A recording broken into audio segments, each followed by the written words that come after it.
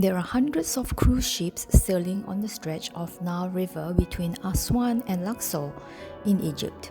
They usually make two stops, that is, Edfu and Kom Ombo city.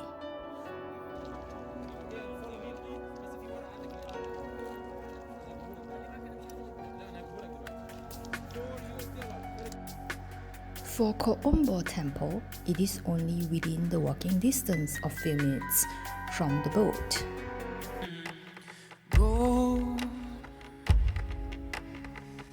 That ancient light away. Kom Ombo was constructed in the Greco-Roman period, that is from 205 till 180 BC, in the ruling period of King Ptolemy V, with some additions later on during the Romans period. Lost, but not alone anymore. Lost. The temple of Kom Ombo is unique because it is a double temple dedicated to Sobek, the crocodile god, and Horus, the falcon-headed god. So you will find two entrances, two courtyards, two colonnades, two hypostyle halls, and two sanctuaries, one side for each god. Sobek is a famous Egyptian god with a crocodile head and a human body. He was a god of the Nile who brought fertility to the land. He was also associated with Set because they both caused danger and chaos. Set god was the Egyptian god of war with a canine body, slanting eyes, square-tipped ears which looked like a jackal or a fox.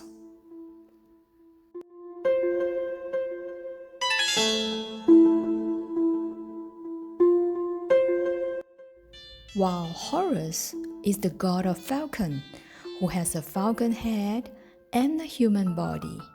He is the protector of the ruler of Egypt. The temple of Edfu was dedicated to Horus. Kom Ombo temple was not as complete as Edfu temple. It has been affected by earthquakes and by the flooding of the river Nile. You will also notice some of the faces on the engraving walls were erased or destroyed by the Coptic Christians as it was once used as a church.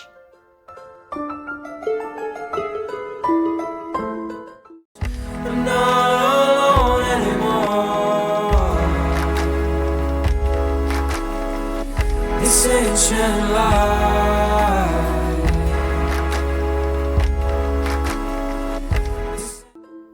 One of the architectural elements for ancient Egyptian temples is the giant columns.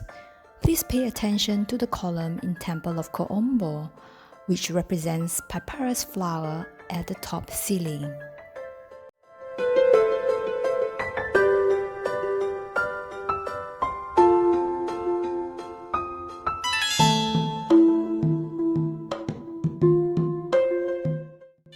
Most of the Egyptian temples that I have visited so far were during the day, and this time at Kom Ombo, it was a night visit. I was a little disappointed at first because pictures at night are hard to capture. However, the night visit gave me a good surprise. It has a completely different perspective because of the lighting effects.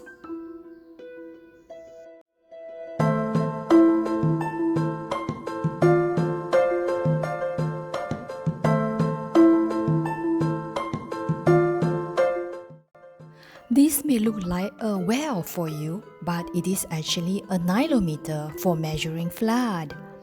Every summer, the river Nile floods and the water overflows its banks. Since ancient times, the Egyptians have depended on the Nile's flood for their harvest. The nilometer here was a structure used by the ancient Egyptians to calculate the water level of the Nile River during its floods, so it better predicts the future harvest.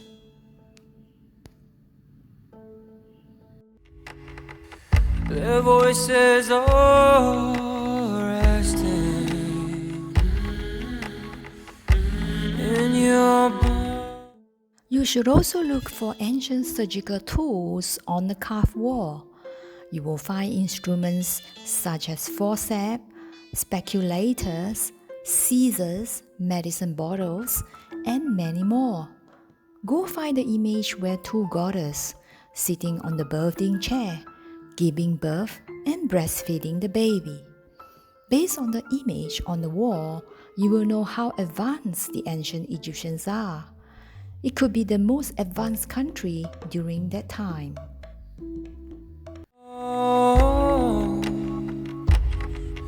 And the river of time, love is all that's left to lose. The tickets also includes an entry for the Crocodile Museum. You will see some crocodiles' mummies here. The crocodiles' mummies are huge and lining neatly at the glass window. The window was sealed, but I could still smell some unusual smell inside the museum, so I stopped breathing for a while.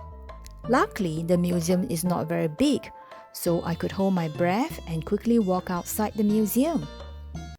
My final tips for you. Since it is nighttime and dark, you have to be very careful when you walk on the uneven path. The temperature cools down so much as compared to daytime, since it is desert temperature.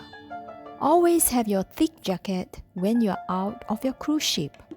The walk is only a few minutes from the cruise. Love is all that's left.